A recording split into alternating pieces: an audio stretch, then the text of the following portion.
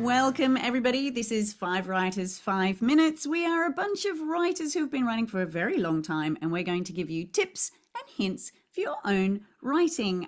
We are 4 writers today, and Tristan wasn't able to join us. My name is Deborah Abella. I'm Sarah Armstrong. I'm Leanne Tanner. And I'm Miss Annie Louise.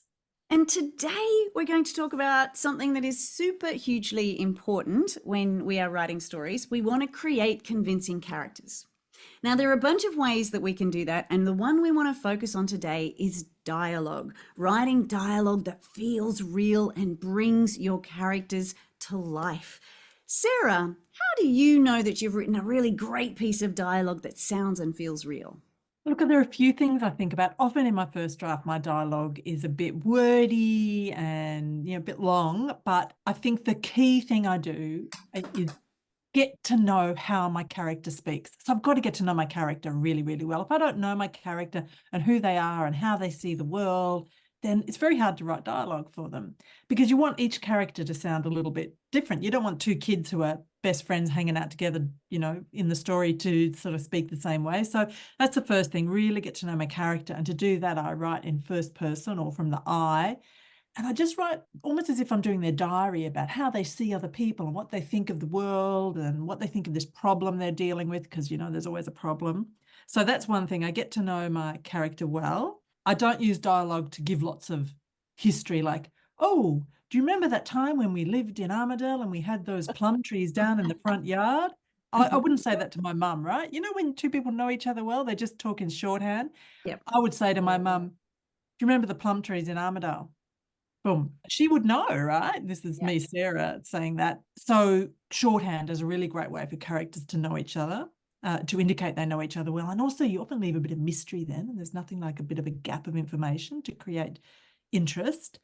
And pair back. In other words, cut back. And just today I was getting feedback from my lovely Uber writing group, and they were saying to me, cut back your dialogue. And they were so right. I just needed to cut it back. And you can almost cut dialogue back further than you imagine is possible or will work, and it will work.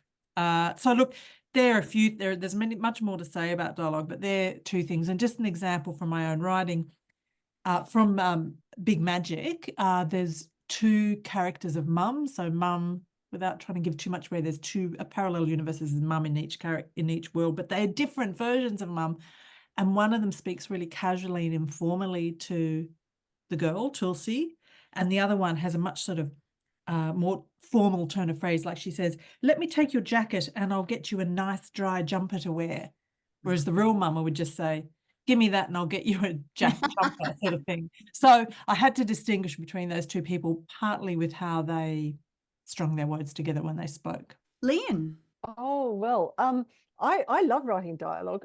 One of the things I really like using dialogue for is showing conflict between characters, showing different power relationships between characters, like who wins an argument, or who refuses to listen to someone else, or who lays down the law. And also the things that are not being said. So like Sarah said, you don't put everything into your dialogue. You have things underneath it that aren't being said. I just wanted to read a little bit from Spellhound, where Queen Felicia, who's 10 years old, has just heard from someone that her parents were stolen by a dragon. Felicia opened her mouth to say, "What dragon? What are you talking about?" But before she could utter a single word, Aunt Delilah reappeared. She grabbed Felicia's arm and marched her away, saying, "It is time for your deportment lesson, Your Majesty." "Deportment was yesterday," gasped Felicia as they bustled past the schoolroom. "So it was," said her aunt without slowing down. "Never mind, you need the practice, Your Majesty." Now, what I really like about this is that Aunt Delilah is calling her Your Majesty, as if it's Queen Felicia who's got the power. But it's really obvious where the power lies in this relationship, that it's with Aunt Delilah and that Felicia has absolutely none. So there's this kind of false respect going on. And we also see very clearly that Aunt Delilah is covering up something, that she doesn't want Felicia asking questions about her parents being stolen by a dragon. So there's a power relationship going on, and there are also things not being said. And that to me is a really nice mixture. Oh, that's fascinating, Leanne. I love dialogue as well, and I think I did a bit of theatre in my past, and dialogue was always it's just a really fun part of writing.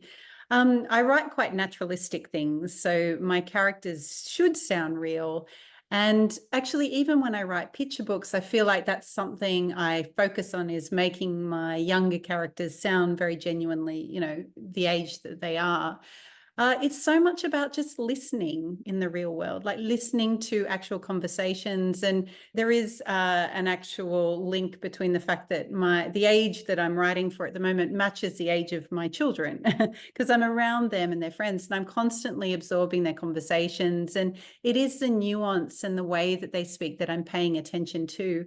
And also really important, this is something I came across recently, which kind of blew my mind in terms of writing good dialogue, is that it's those little actions in between.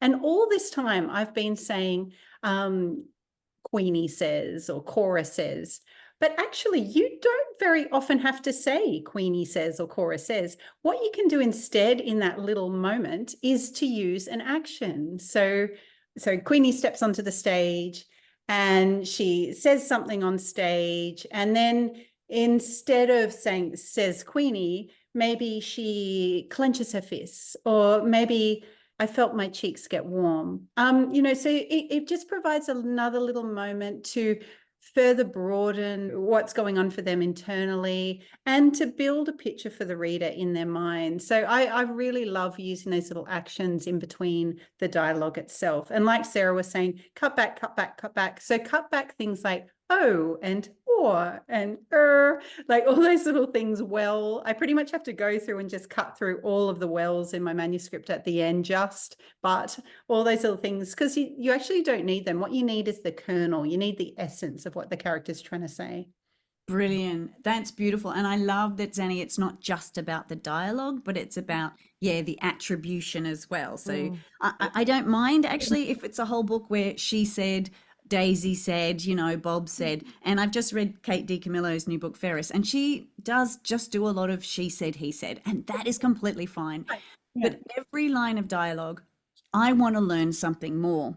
And for me, if there's a dialogue between two people, it's kind of like a dance. So one piece of dialogue leads to another piece of dialogue. So I don't want just random bits of dialogue in the air. One has to be there because it directly comes because of something someone just said to them. Whether, like Leanne just told us, it's someone saying, oh no, don't worry about that, we need to come here right now. Or it's a direct engagement back and forth. So I'm going to read you a tiny bit from The Kindness Project when one character is about to reveal something huge. Can I tell you a secret? He looks serious, as if his life depends on what happens in the next few seconds. Yes, I answer, like I'm a superhero accepting a mission and hoping I'm good enough. He looks around, making sure no one can hear. Do you promise not to be afraid? Just asking that makes me feel afraid. So you want that kind of dance so that every time someone says something, the next piece of dialogue is in reaction to that. And each time someone speaks, I'm learning about them. I'm learning that they're feeling scared or frightened, or they like someone, or as long as it keeps the story going forward and it keeps me interested and engaged and learning more about these lovely characters. All right. Thank you so much, my clever friends. So the next time you are writing some dialogue, see if it can, have all of those attributes we were talking about during this little podcast. We are a podcast thingy and a YouTube thingy, and we are 5 writers, 5 minutes, and we will see you next time. Bye.